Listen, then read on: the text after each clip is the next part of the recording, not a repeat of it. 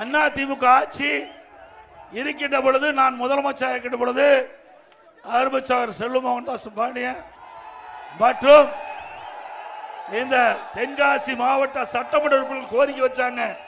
திருநெல்வேலியை பிரித்து தென்காசியை தலைமுடமாக கொண்டு புதிய மாவட்டம் உருவாக்கப்படும் என்று.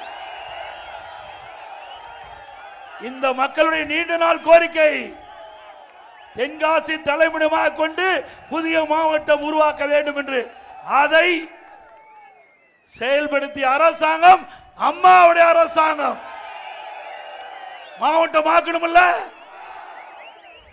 அதே போல இந்த மாவட்ட ஆட்சியாளர் அலுவலக கட்டிடம் 119 கோடியில அனுமதிக்கப்பட்டு பணி துவங்கப்பட்டது. முடித்து 2-3 ஆண்டுகள் ஆகி கூட அதை திறப்பதற்கு மனமில்லாத அரசாங்கம் திமுக அரசாங்கம். நல்லா நினைச்சு பாருங்க. அற்புதமான கட்டடம், மாவட்ட ஆட்சியாளர் அலுவலகம் கட்டி முடிக்கப்பட்டு இன்னும் திறக்காம இருக்குது. பரவாயில்ல, திறக்காம இருங்க.